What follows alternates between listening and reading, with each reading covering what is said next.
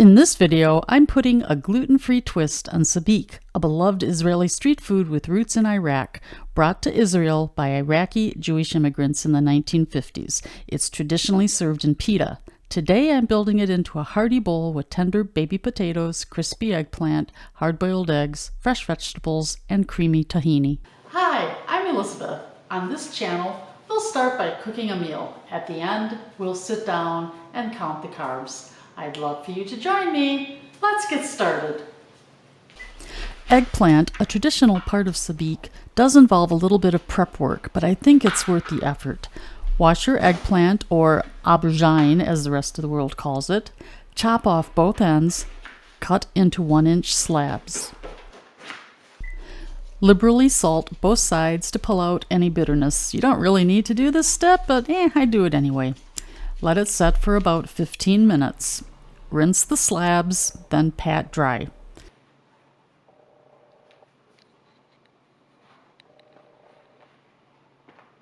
Cut into largish, bite-sized chunks. Season with olive oil. My emotional support seasonings of garlic powder and onion powder, and then any spice you like, depending on the flavor profile that suits your mood for the day. And I must have been feeling spicy because I added a hefty shake of chili powder.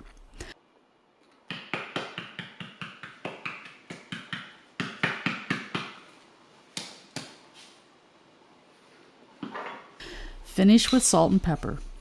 Give it a good stir. Hand stirring is fine here. Make sure everything gets coated. And yes, I did both pre- and post-hand washing. Dump onto a baking sheet. Bake at 450 degrees for about 30 minutes. Your outside should be crisp while the fleshy part is creamy.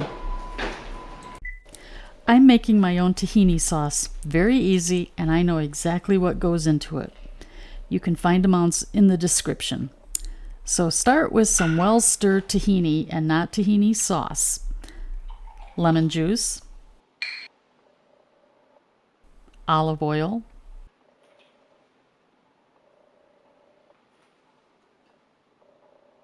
Mustard. Maple syrup. Garlic.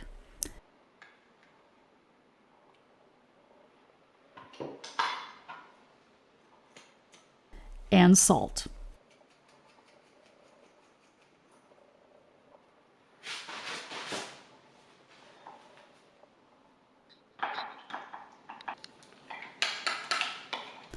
The sauce needs to be the consistency of thin cake batter.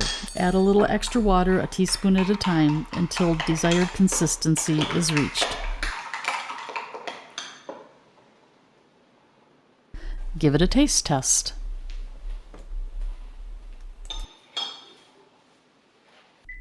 Remove your eggplant from the oven. The outside will be crispy and the inside creamy. Let it cool.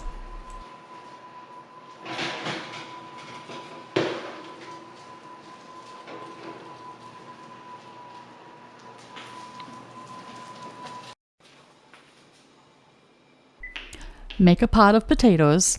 I'm using the tricolored minis. Rinse.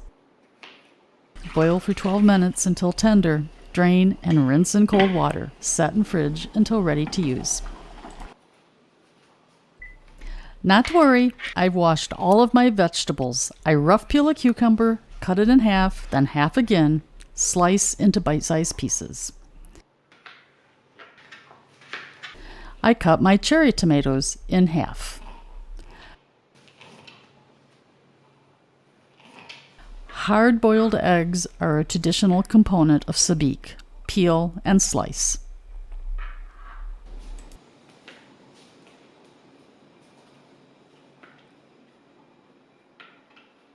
I thought pickled onions would also fit the bill for this entree bowl.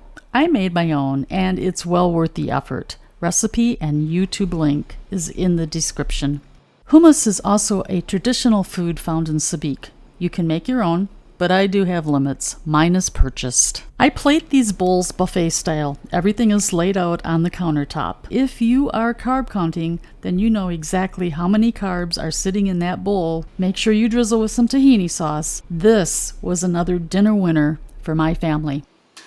Before I begin the actual carb count, let me say that I am not a medical professional. I'm just a human being who happens to wear my pancreas in my pocket.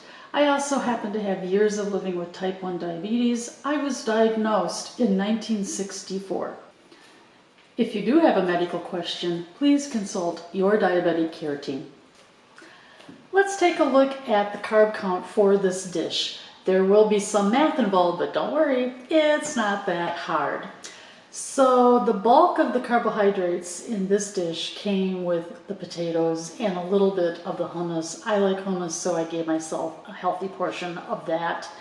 So you add everything up, then plus the innards of the salad, and then the dressing, and it all came out to 68.5 grams of carbohydrates per serving. Once you have your final carbohydrate count for your serving, you will need to divide this number by your carb ratio. For instance, if I use my carb ratio of 1 to 15, 68.5 divided by 15 is equal to 4.6 units of insulin needed to keep my blood sugar within a normal range. Happy carb counting, and remember, my fellow type 1s, counting carbs so our pancreas doesn't have to, one meal at a time.